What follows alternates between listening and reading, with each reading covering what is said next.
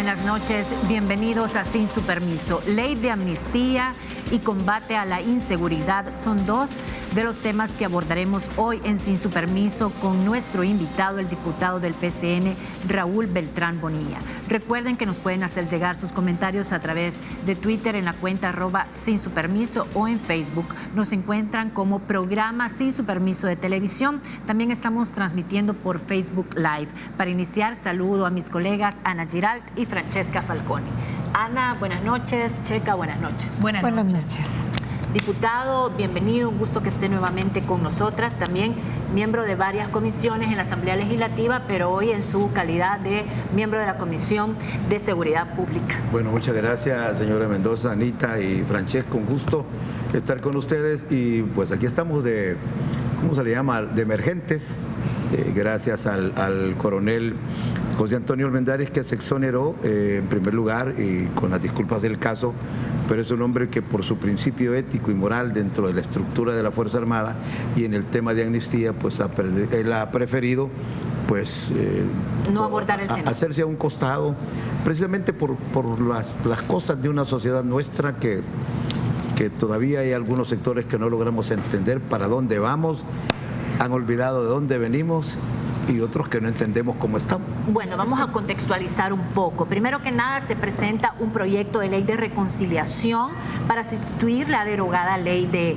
amnistía. Se crea también una comisión ad hoc que analizó el anteproyecto y que llamó a varios sectores de la sociedad para conocer su parecer. La comisión ad hoc entrega ayer un informe sobre ese proceso. ¿Cuál es la conclusión de ese informe?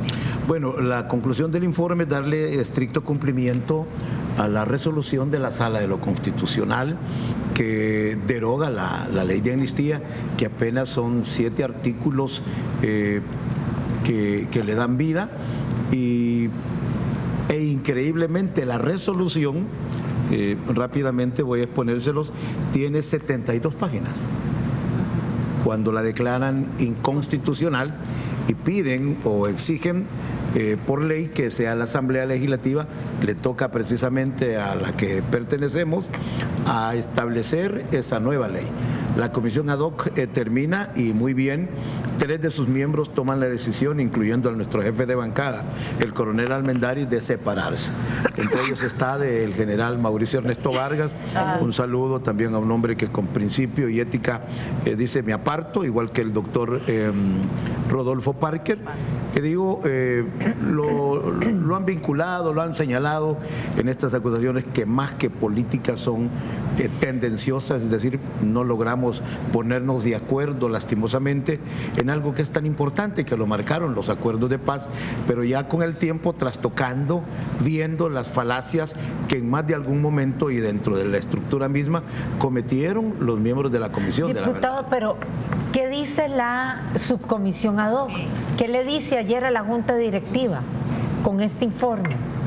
Bueno, en primer lugar, que debe, lo primero es el mandato de la sala, darle cumplimiento para el mes de julio. Comienzan entonces los ataques, no se ha pasado al pleno todavía. Se va a pasar este jueves, diputado. Para mí debía ser. Pero el informe, sí. Perdón, sí. Pero el informe es un informe, no es ni es un anteproyecto. No, lo que pasa es que es un informe, como usted dice bien, Anita, de la comisión termina su trabajo, está listo para que pase al pleno. Es decir, para que pase ya. Ya hay decreto. Como un resumen de la ley. Es que tendría que ser una nueva ley. Ajá. Debe ser una nueva ley que en el momento preciso le diga al pleno, bueno, ¿estamos de acuerdo? No estamos de acuerdo, porque tiene que ser aprobado por la mayoría.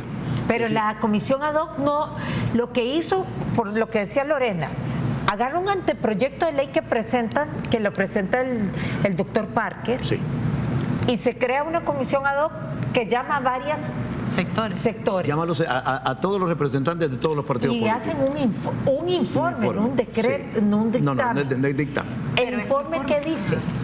Bueno, el informe, hasta donde lo he logrado conocer, determina primero volver casi en su totalidad a la antigua ley, pero con posiciones encontradas, no hay un consenso determinado, que eso tendrá y deberá definirlo el Pleno. Pero van a volver a una ley que ya fue derogada. Sí, pero lleva reforma. Lo importante es que se cambie. ¿Cuál es la reforma que lleva? Si usted me pregunta mi opinión como legislador, lo mío solo es un voto. ¿Cuál es mi posición con esta nueva ley? O van todos los crímenes de guerra y de lesa humanidad a juicios, o no va nadie. Ajá, pero ¿qué dice ahí? ¿Mande? Están discriminando. No, es que la discriminación viene desde que se establece la ley en 7 artículos. La primera ley se establece partiendo de 2 cosas. Lo que dijo la Comisión de la Verdad fue santa palabra. Con el tiempo se dan cuenta, y cuando viene en primer lugar la posición de los sectores religiosos políticos, porque yo así los llamo, y determinan que la legislación está trastocada, que es inhumana, que hay crímenes, de lesa humanidad que deben ser castigados severamente. Quienes encabezan esto son el asesinato de los sacerdotes jesuitas. La comisión, cuando se da la ley de amnistía general, que la tengo aquí conmigo, que son 7 artículos, dicen la Sala de lo Constitucional, después de que estudia la petición, que la tengo aquí en mi poder, proceden a derogarla. Dicen ellos en sus resoluciones que la ley misma tiene vacíos, que no fue redactada adecuadamente y que por lo tanto termina su Por eso, pero a mí vigencia. lo que me sorprende es que el informe, según lo que usted nos está diciendo, es que lo que termina concluyendo la comisión ad hoc es Regresemos a la misma ley. exactamente. No regresar lo mismo. ¿Pero qué es la diferencia? Ajá, La diferencia puede establecerse, por ejemplo, en el caso de los sacerdotes jesuitas. Ajá.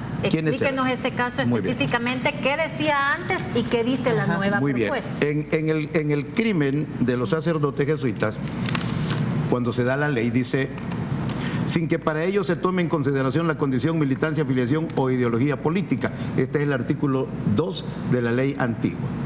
No gozarán de la gracia de amnistía, dice el artículo 3, los que individual o colectivamente hubiesen participado en la comisión de los delitos tipificados en el inciso segundo del artículo 400 del Código Penal, cuando estos lo fuesen con ánimo de lucro, encontrándose cumpliendo o no penas de prisión por tales hechos. Esto es lo más grueso en el tema de los crímenes de guerra. Cuando les hago el resumen de la locura a la esperanza, que es un informe de 39 páginas, Sí, el informe. ellos solo juzgan 25 hechos cometidos por el ejército y los grupos paramilitares o los llamados escuadrones de la muerte, y por el otro lado solo juzgan 10 crímenes o acciones de lesa humanidad por parte de la guerrilla salvadoreña.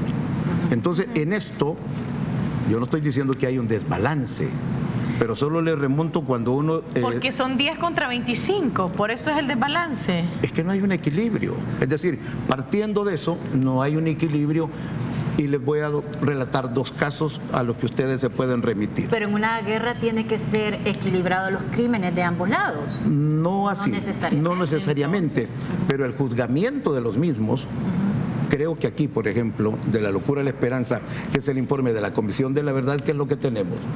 Hay 2 crímenes de dirigentes políticos que no aparecen, fueron ajusticiados en las calles de San Salvador, como era el tenor. ¿Quiénes? Héctor Tulio Flores, diputado del departamento de Usulután, y Noyo Paul, también diputado por el departamento de Usulután, que fueron ajusticiados o asesinados, diría yo, por los comandos urbanos.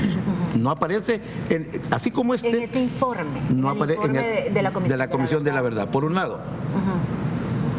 Por el otro, la matanza o el ajusticiamiento con tiro de gracia, que desgraciada o dichosamente tuve que confirmarlo llegando al lugar, fue el ataque a la unidad que custodiaba el puente de Quebrada Seca.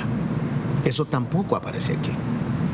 No aparecen los ajusticiamientos de simpatizantes del ejército o del gobierno de turno. No aparecen, hay decenas de crímenes que no aparecen. Pero ahorita estamos hablando del informe La Verdad, y yo, no sé ustedes, pero no termino de entender. Queda claro. Si pasamos ponemos de ejemplo el caso de los jesuitas, ¿cuál es la diferencia entre la ley de amnistía derogada y lo que está recomendando la comisión ad hoc? ¿Dónde radica la diferencia? Tomando como ejemplo ese caso. Muy bien. El Romanos 4 dice... de la ley derogada. Dice que para impulsar y alcanzar la reconciliación nacional es conveniente conceder la gracia de amnistía amplia, absoluta e incondicional a favor de todas las personas que en cualquier forma hayan participado en hechos delictivos ocurridos antes del 1 de enero de 1992, ya se trate de delitos políticos o comunes, conexos con estos o delitos comunes cometidos por un número de personas que no baja de 20. Comprendiendo aquellas personas contra quienes se hubiese dictado sentencia, iniciando procedimientos por los mismos delitos o no existiere procedimiento alguno en su contra, siendo extensiva la gracia a las personas no incluidas en la Ley de Reconciliación Nacional que hayan participado como autores inmediatos, mediatos o cómplices en los mismos hechos delictivos. Eso dice la derogada. La ley dice de amnistía. ¿Qué dice el dictamen, el informe que presenta ayer la comisión ad hoc? La comisión ad hoc analiza estos antecedentes y determina, digo, en su análisis los miembros de la comisión, que debe profundizarse, primero, debe profundizarse la resolución y sobre esa misma se actúa y se pide, y todos los sectores políticos que han participado determinan, primero, no solo profundizar, sino agregar los hechos más trascendentales, no sumados solo los 25 del ejército y no solo sumados los 10 cometidos por la fuerza guerrillera. Pero entonces no es un cambio específico en el tema de los jesuitas. Exacto. O sea, porque estábamos hablando de la diferencia en el caso específico de los jesuitas. Es que lo que usted nos está diciendo ahorita es que se le está sumando más. Más cargos, que podrían haber más imputados en este caso. Y al mismo tiempo, algo a lo que algunos sectores en el país... O más personas. Exacto. Amnistiadas. Más personas amnistiadas o más personas acusadas. Porque esa ley viene a proteger, no a acusar.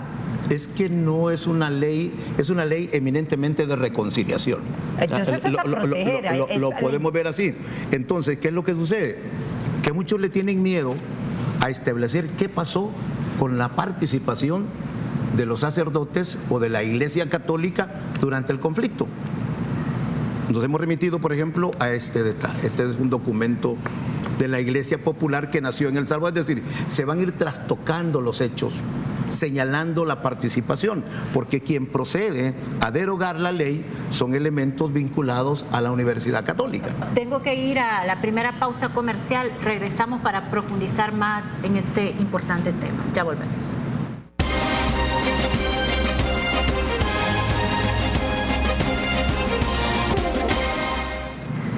Diputado, continuamos. Estábamos tratando de hacer un ejemplo a partir del caso de los sacerdotes jesuitas. ¿Cuál era la diferencia entre la ley de amnistía declarada anterior, inconstitucional, y la nueva a través de este informe que hizo la comisión ad hoc? Bueno, yo lo que quisiera entender, para hacer la pregunta puntual, diputado, el caso de la masacre de los jesuitas, ¿quedaría adentro de esta nueva ley de reconciliación o quedan amnistiados? Lo que mandan los tratados internacionales del cual el país es signatario, que habla de los crímenes de lesa humanidad, esos se quedan siempre. Entonces, ese se queda en el nuevo, digamos, el nuevo anteproyecto. Cuando hablamos del paroxismo en el término de la ley, encontramos precisamente que aquí estamos hablando de dos casos, de los jesuitas y del mozote. Es decir, tenemos ya un chip dentro de la estructura de la ley y de lo que ocurrió en el país, pero hay una pregunta que surge, y perdonen, yo definí mi posición. Para mí, o van todos o no va nadie. Pero se quedan en el entendido que quedan fuera de la ley. No. Estos van a ser juzgados. Esos no van a ser amnistiados. Eso es lo que yo le estoy entendiendo. Bueno. Esos no van a ser amnistiados. No van a ser amnistiados. Es decir, ¿verdad? Es más, hoy con el atenuante que va a ser verificado por la Fiscalía General de la República. ¿Cuándo va a pasar esto? Es posible que el jueves, Es posible que dentro de 2 semanas, cuando llegue el gobierno, esto depende ya de la Junta Directiva. Verificado? El informe de la comisión ad hoc, ¿verdad? Porque les cuento, por ejemplo, con las distorsiones que se han venido dando con el tiempo, pregunto, todos conocemos lo que pasó en la zona rosa. Ajá. Y se habla de los 4 marines que murieron a manos de un comando urbano. Bueno, ¿y los otros 10 civiles? Esas cosas son las que tienen que darle, a mi forma de parecer, una reforma al informe de la comisión ad hoc, que para serles sincero no lo conozco a plenitud, solo sé que va para la Fiscalía, que los crímenes de lesa humanidad de los que tiene registrados por el momento la Comisión de la Verdad no prescriben. Voy a leer un comentario de un televidente, dice: si también hay guerrilleros que han hecho atrocidades, quiere decir que como ahora tienen un pacto, pasaron este papel nuevo, que ya nadie va a ir preso. Francamente, esto es una grandísima farsa. Encima de la falta de justicia vienen a echarle más leña al fuego. Estos señores es una gran picardía, no se pasen. Pero tal vez por aclaración, lo que estamos extendiendo del diputado es que el caso Jesuitas, como el caso Mozote, ya no van a ser casos que van a gozar o siguen sin estar amnistiados. Eso es. Es que hay gente detenida por el tema de los jesuitas. Y está el coronel podría haber Montano, más gente Que le van a dar 100 años en España, pareciera. y que los sectores de este país lo dejaron abandonado. Es que ese es el problema. Si seguimos juzgando los hechos de la guerra. Los jesuitas han pedido indulto para esos señores. Sí, pero mire, eso es jugar en 2 sentidos, en 2 direcciones. Es decir, yo perdono, yo olvido, pero tenemos sed de justicia. Entonces, ¿en qué estamos en este país? Y claro, como dice el amigo que le acaba de escribir aquí a Francesca, mire, se trata de o curamos las heridas o las dejamos abiertas y seguimos en todo este rollo. Pero las heridas no se curan sabiendo la verdad. Claro. Porque personalmente a mí, para yo poder perdonar, necesito saber la verdad. Claro. A mí que saber que estoy perdonando sin saber realmente lo que me hicieron me parece hipócrita, hasta autohipócrita, si existe la palabra. Bueno, es una buena posición, Anita. ¿Por qué? Por ejemplo, en el tema de los jesuitas, aquí sabemos que por siempre, y yo no estoy defendiendo a nadie, culparon al expresidente de la República, Félix Cristiani. Y la Comisión de la Verdad en una de sus páginas dice que él realizó un excelente trabajo de apoyo a las indagaciones que la misma comisión realizó. Entonces, ¿en qué estamos en este país? Es decir, porque trastocamos siempre buscamos el lado ideológico. Y yo sigo definiendo mi posición. O van todos o no va nadie. Pero usted también estaba comentando hace un momento que el informe de la Comisión de la Verdad era un informe incompleto. Claro, claro. Por eso les decía el tema de la zona rosa. Aquí está. No pero aparece. entonces, si esta ley va a pasar el jueves, ¿qué es lo que va a pasar? No pasa el jueves. No, es que no hay ley. Lo que hay es un informe. Es un informe de la Comisión ad hoc que tiene que transformarse de acuerdo al reglamento en un decreto o en una nueva ley que establezca estos son los parámetros que cumple la Asamblea de acuerdo a la resolución de la Sala de lo Constitucional. La ley anterior no tenía, creo yo, una parte de reparación a las víctimas. No. ¿Qué contempla esta nueva propuesta de anteproyecto? Eso es parte de los avances, porque tenemos, por ejemplo, el tema de las hermanitas Serrano. Ya está condenado el Estado por la Comisión Interamericana de Derechos Humanos. Tienen el derecho de hacerlo, pero sabemos el sesgo con que esta gente actúa. Pero se ordenó reparar a los gobiernos de los últimos 10 años en el país de manera monetaria a la familia de las hermanitas Serrano. Hasta hoy no se ha hecho. Y el Estado sigue demandado. Es decir, cumplimos de un lado, pero del otro no, sesgamos de un lado, pero del otro tampoco. Entonces, yo creo que en materia de reconciliación real, el país no puede seguir así. Para efectos de entender los procesos, el jueves lo que va a hacer el Pleno es conocer, porque el jueves hay plenaria, ¿verdad? Hay plenaria, sí. Conocer el informe, darlo oficialmente por recibido, ¿verdad? Aunque ya se le entregó a la Junta Directiva. Y ese informe entonces pasa ahora ¿a quién? ¿A la Fiscalía? No. Tiene que ser elaborada la ley. Entonces ya es una labor de la Comisión Política. De la Comisión Política, que también ya los elementos o las personas que les he dicho han han dado un paso al costado. Que estamos hablando del coronel Almendaris, Del general Vargas y del doctor Parker. Ajá, Vamos a conocer, eso, ojalá conozcamos por conflicto de intereses. la solución de los otros miembros de la izquierda salvadoreña, que ojalá hagan exactamente y con lo tan mismo. poco tiempo, porque entiendo que la intención tanto de Arena como del FMLN es aprobar esta nueva ley de reconciliación en lo que queda de mayo antes del 1 de junio, o sea, van a lograr armar toda una ley. Mientras, posición personal, mientras no se conozca a plenitud y no se tengan las reacciones de todos los sectores políticos del país, por lo menos con mi voto que no cuente. Por lo menos con mi voto que no cuente. Pero por la experiencia, diputado, ¿usted cree que les alcance el tiempo? Aunque todos los sectores reaccionen y opinen, ¿alcanza el tiempo para preparar es decir, una ley tan importante para como les he contado, la base es la ley anterior atendiendo las reformas. Entonces, realmente ustedes solo le van a hacer algunas modificaciones a la ley anterior. Por mí que no sean cosméticas. Tienen la ley anterior y a esas les van Pero si es que van a hacer una ley cosmética, bueno, un televidente decía tal vez la sala no. Pero bueno, aquí hay una observación muy buena de otro televidente, Vázquez Guerrero, dice, pero entonces si todo está en lo correcto con ese documento, ¿por qué quieren aprobar esta ley antes de que entre el nuevo gobierno? Si está tan bien hecho este proyecto. Es muy buena pregunta y es aquí donde la información no llega en su momento o a través de los canales a la población misma. Es una determinación, es una decisión, un mandato de la Sala de lo Constitucional. No, porque pero la Sala hasta dice, julio. ¿Cuándo hay que aprobarla? Julio. Sí. 2019. Sí. Estamos en mayo de 2019. Entonces, en sintonía lo que dice el televidente, lo que decía Lorena, es ¿por qué correr si no han aprendido a gatear? Es decir, ¿por qué van a correr a hacer en menos de 2 semanas una ley tan importante si pareciera que no hay un consenso al interior de la Asamblea sobre qué debe realmente contener esta ley y qué debe amnistiarse y qué no debe amnistiarse? Anita, es que esos son pasos normales del Congreso. Es decir, la comisión ad hoc termina su trabajo. ¿Que lo hizo en el plazo? Yo creo que sí. Que bajar al Pleno o que cada fracción tenga y conozca. Por ejemplo, nosotros tenemos que reunirnos el jueves por la mañana para conocer en detalle todo el informe de la comisión ad hoc. ¿Las fracciones o la comisión política? La asamblea en pleno. No, las comisiones. Es que por la mañana, por ejemplo, la reunión es a las 10 de la mañana.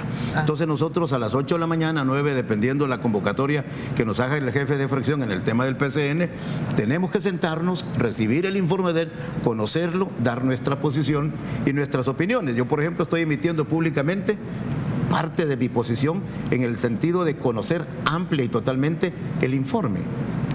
¿Me explico? Yo seguiré pensando, mire, aquí hubo crímenes de guerra, juzguenlos todos, de cualquier lado que sea. Todos al bote o todos libres.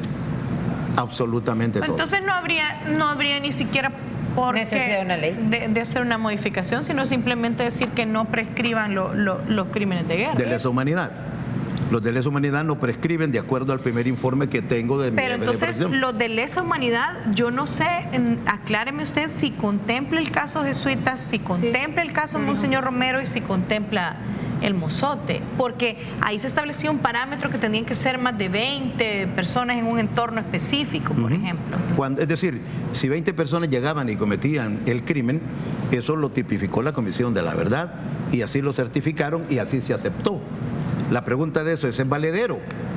Si aquí no solo hubo el asesinato de Monseñor Romero, y no fue para mí cualquier crimen, cualquier asesinato de cualquier persona, de cualquier ser humano es condenable, detestable, deleznable, es realmente una salvajada, del que sea y de la forma en que piense.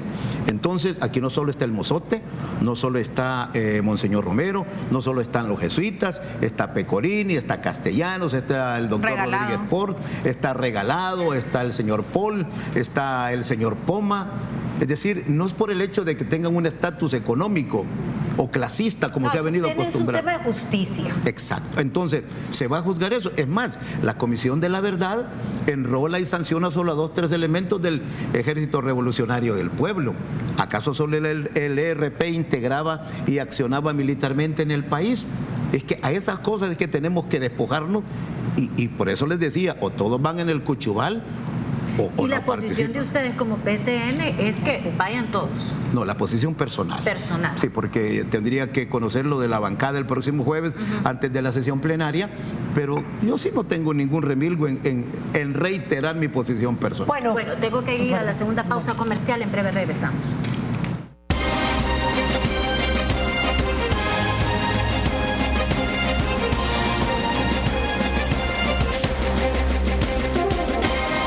Muchas gracias por todos sus comentarios que estamos recibiendo en las redes sociales. Vamos a iniciar este bloque con Francesca, que tiene varios de esos comentarios. Sí, dice, la única diferencia entre esta ley y la otra es que esta ley, la sala que tienen no la va a derogar, dice.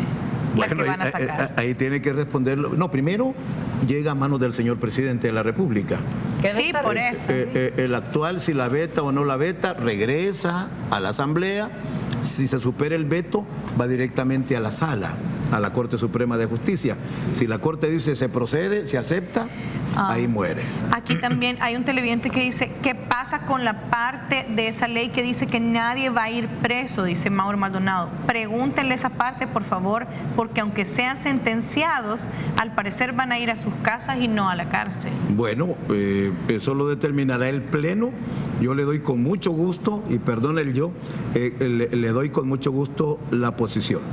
Si son los crímenes de lesa humanidad que se mantienen en la ley y en el informe de la comisión ad hoc, por mí que vayan todos, izquierda, derecha, ejército, exguerrilla, comandos urbanos, escuadrones de la muerte, todas las fuerzas beligerantes que hayan cometido los crímenes de lesa humanidad y que se incluyan los que todavía faltan, que sean procesados y vayan a la cárcel. Así de fácil.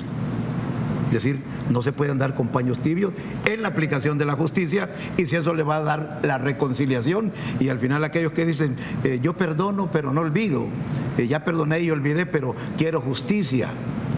Pero algunas veces la justicia puede ser un pedido de disculpas. O sea, no tiene necesariamente que ser la justicia que se vayan presos. Bueno, todos, y no como el decían prófugo ahora que en la está en mañana. Nicaragua pidió perdón allá cuando hicieron el monumento del Mozote, pues, y lloró y todo eso. Claro, él no vendría aquí para ir preso por un crimen de lesa humanidad, pues es diferente. Es diferente Diputado, demandar pero justicia en ese estos caso. momentos que todo nuestro país está siendo abatido por la delincuencia, por tanta inseguridad, ¿realmente una ley como esta va a reconciliar a El Salvador? No. ¿O es un título nada más que le han puesto? Para mí es un maquillaje, porque siempre habrá voces disonantes que llevan sembrado el odio en el corazón, llevan sembrado el odio y la venganza en su pensamiento, y ahí están los ejemplos. Le digo, no soy defensor de nadie, ni de oficio ni de hecho, pero pregunto, ¿qué pasó con esas fuerzas económicas poderosas a quien el ejército defendió durante la guerra?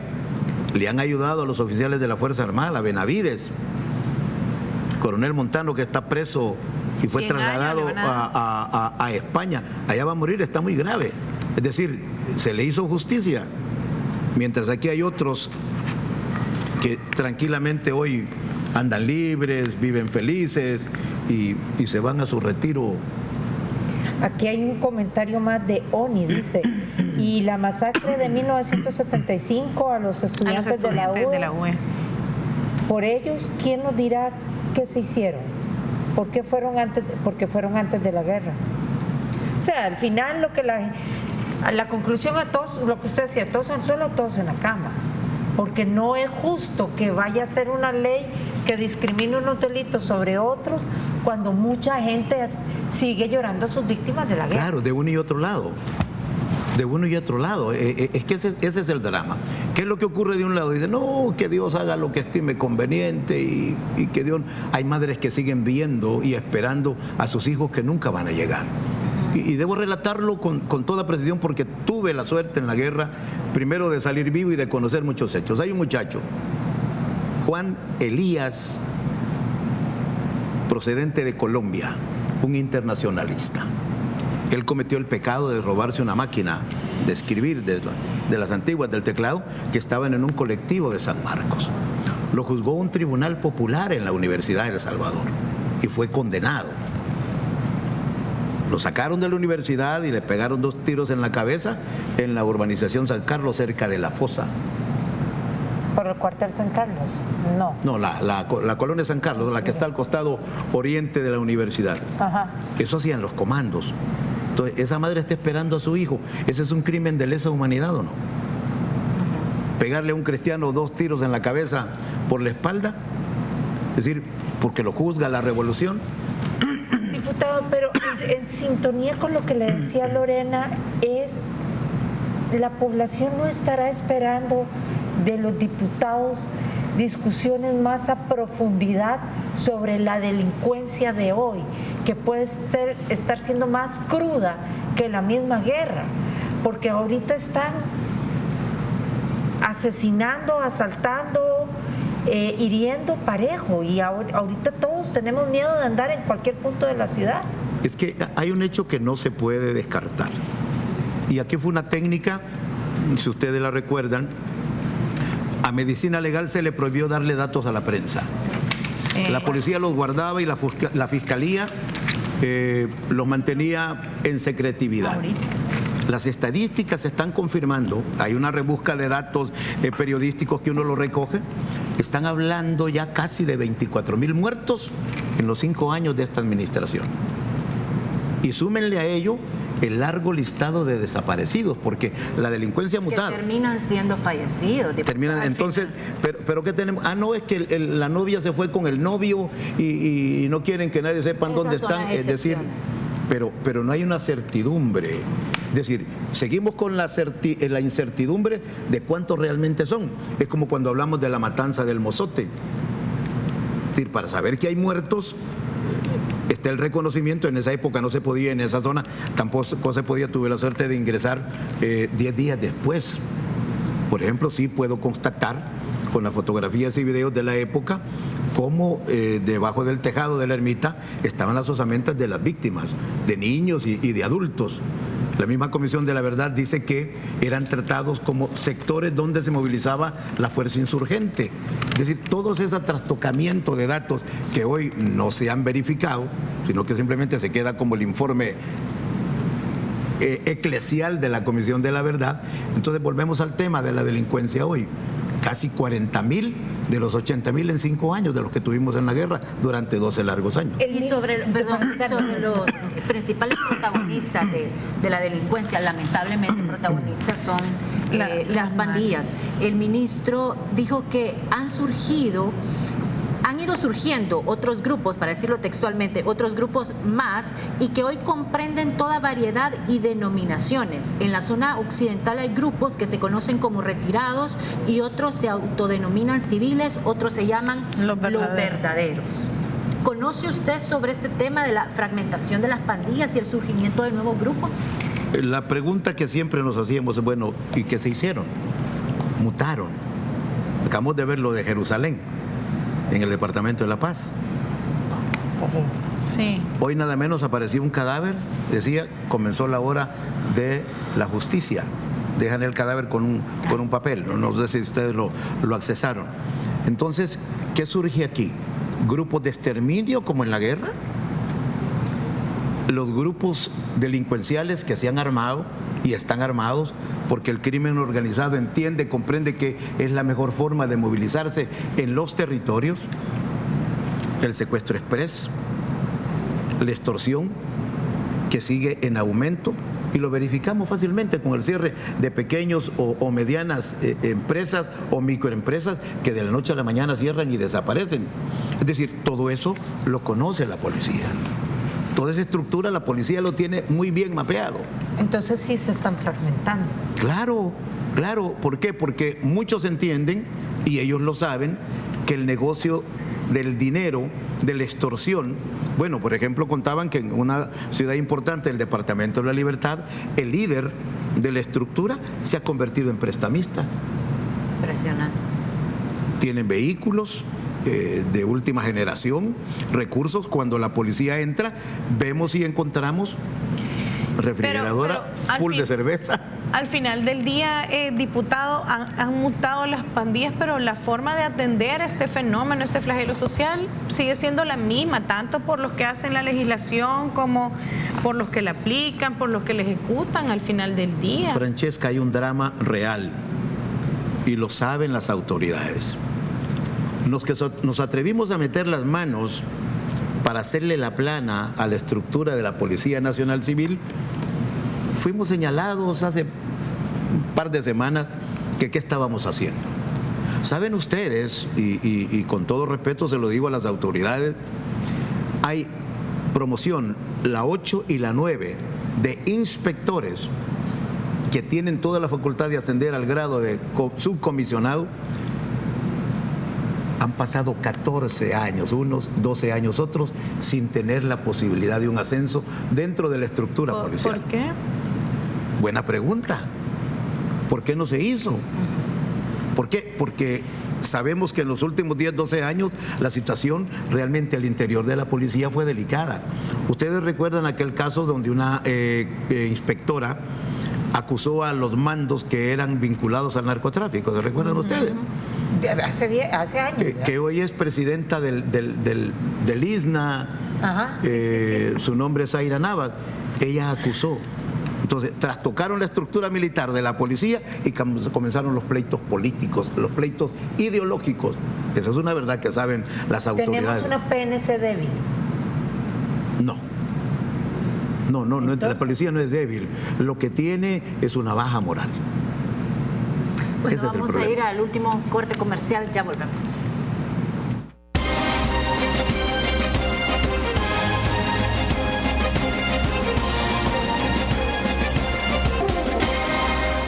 Continuamos. Diputado, queremos hablar ya en este último bloque sobre la modificación a la ley de tránsito y todas estas nuevas multas que en algún momento se han estado discutiendo, pero todavía no se ve su aplicación. Usted presentó una ley de modificación de $1,500 y va a ser la multa para todos aquellos conductores ebrios. Y entendemos que en el último año han habido 270 fallecidos. De octubre hasta, hasta mayo. Hasta mayo, o sea, ni siquiera en un año, es más. No, en menos de un año. ¿Pero qué ha pasado con esta multa? Porque yo no sé si ya las están aplicando. No, tiene que pasar al Pleno. Eso lo tiene la Comisión de Obras Públicas. ¿Y va a pasar al Pleno o esto es un show? No sé cómo se filtró. ¿El qué? Tengo entendido que es una petición de la Dirección General de Tránsito. Incrementar a 1.500. No, esa propuesta la hizo su servidor. Sí, pero 1.500 a los conductores ebrios detectados en los retenes, con el respectivo alcotés. Y que no diga el bolo, mire, es que vengo desvelado y por eso tengo esta cara. No. Si el bolo se anda desvelando, no. ¿Pero no qué anda fue dormido. lo que se pudo haber filtrado? ¿No capté? No, eso no lo he filtrado yo. Porque primero no lo conozco, mentiría aquí y decir, mire, si esto es mío. No. Tengo entendido que es petición de la Dirección de Tránsito Terrestre. Por ejemplo, usted anda sin luces, anda con la tarjeta vencida o anda sin la tarjeta de circulación o anda sin su licencia, que son casos verdaderamente espeluznantes, la cantidad de gente que es infraccionada, pero que no paga. Sí conocí un informe de tránsito, por ejemplo, de 10 conductores. Entre ellos debían cerca de $300,000 en multa. 10 conductores. ¿Y qué eran? Motoristas de buses y microbuses. Entonces, tengo entendido que hay una reforma que incluso los señores del transporte no estaban muy de acuerdo, que era garantizarle incluso al transportista a quién iba a contratar. Raúl Beltrán maneja en el oriente, hace 3 choques, le ponen 20 esquelas y de repente atropella un par de gente y sale huyendo para San Salvador. Ya la policía ha puesto esquela, ya tiene la sanción a la licencia. Vengo a San Salvador y me voy a la ruta 2 de Mexicanos, ¿verdad? O me voy a la 42 de Santa Tecla. Mire, aquí vengo y Francesco, usted lo daña a la empresa y hoy buen motorista y me da el autobús o me da el microbús. Y comienzo mi larga cadena delincuencial al volante. Tendría que haber un expediente. No, la propuesta es sencilla. Raúl tiene $5,000 en sanciones, multas, ha cometido crímenes con el vehículo, ha matado gente y todo. ¿Y no ha pagado? Y no ha pagado. Ay, no paga. Entonces, ¿qué es lo que ocurre? Francesca me va a contratar, pero me va a pedir la solvencia de Sertracén. Pues está bien. Aparecieron unos diciendo violación a los derechos humanos.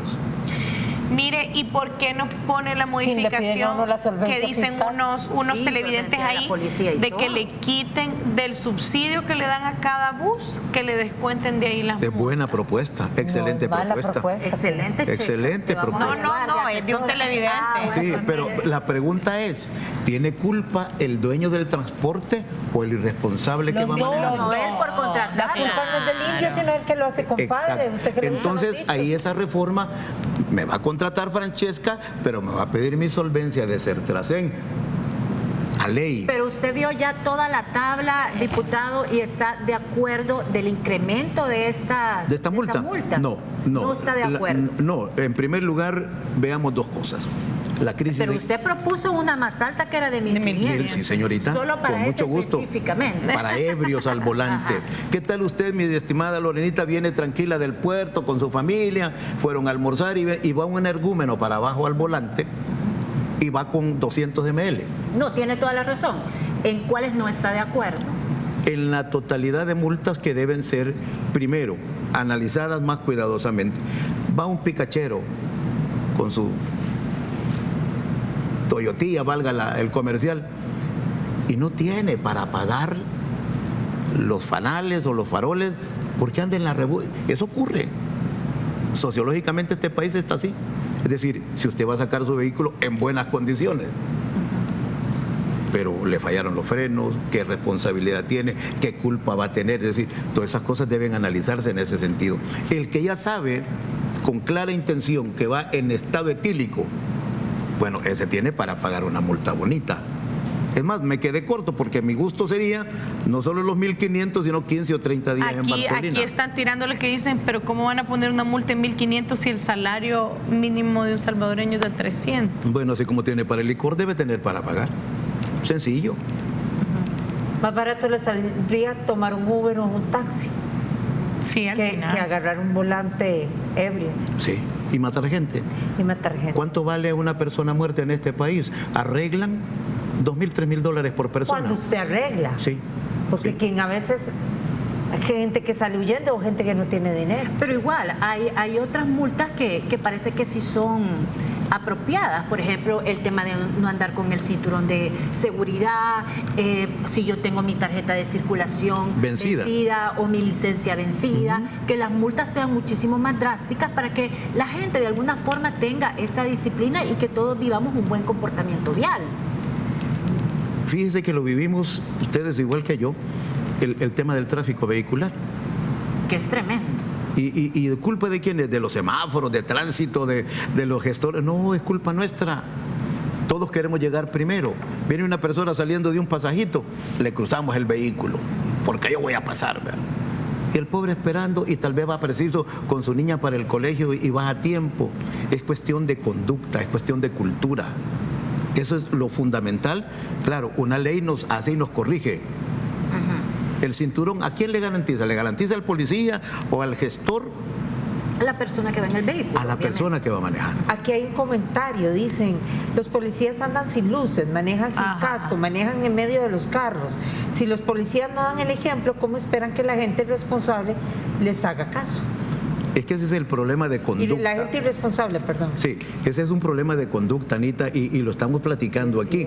¿Qué sucede? Bueno, si el policía no cumple, yo tengo como ciudadano primero protegerme, mi cinturón, cumplir con las leyes de tránsito. Mire, cuando Pero la policía, la autoridad tiene que dar el ejemplo. Eso es lo que tenemos, que se ha perdido la disciplina. Por eso les decía, la moral. Ante todos estos desaguisados que se han venido dando, ese es uno de los grandes temas de disciplina y mística que se perdió en la institución. ¿Y cómo ve usted también esta modificación que a los motociclistas le estaban exigiendo la licencia para comprar la moto? Porque antes usted puede llegar y comprar una moto sin licencia. Ahora, para que un distribuidor de motocicletas venda, tiene que asegurarse que la persona tenga licencia. Es que se ha repartido motocicletas, la empresa tiene todo el derecho de vender y lo han repartido. Es decir, el comprador hace uso de su derecho. El vendedor hace exactamente lo mismo. Cuando usted compra un carro, no le preguntan, señora Mendoza, ¿usted tiene licencia? No pregunta. No. Pero entonces, ¿usted está de acuerdo en que exija la licencia o no? Pues si es de ley, hay que cumplirla porque nos garantiza todo. Que le exijan al que va a comprar las motos, pero Sí. el que va a comprar el carro no. No, a todos. Es que usted va, es como cuando va, perdóneme, tal vez la comparación es un poco burda. Cuando usted va a comprar un arma, ¿tiene licencia para portar? Y usted llega a la armería y tiene que presentar su permiso de portación y luego salir con el arma a matricularla para la experticia pertinente. Esas son cosas de ley. Lo que pasa es que nosotros aquí fue más rápida la necesidad que la creación de la ley. Le digo, yo desde octubre presenté la reforma y ahí está durmiendo el sueño de lo justo. ¿Por qué? Pero usted debería saber por qué, diputado. Al final, Debo saber. ¿Quién la frena? ¿Quién no la quiere subir? Bueno, y espero que no se esté protegiendo a los productores de bebidas embriagantes.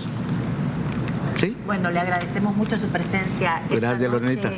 Diputado, ha sido un gusto. Nos quedaron muchos temas pendientes, ya que usted Y estaba muchos varias comentarios. comisiones. Sí, la Comisión de Juventud está también, Sí, ¿verdad? ya viene la ley. Bueno, lo hablamos en próximos programas. Muchas gracias. Gracias, Ana, gracias, amigo. Buenas noches. Buenas noches, amigos televidentes. Gracias por su sintonía y gracias también por participar con nosotras en las redes sociales. Los esperamos este viernes. Que descansen.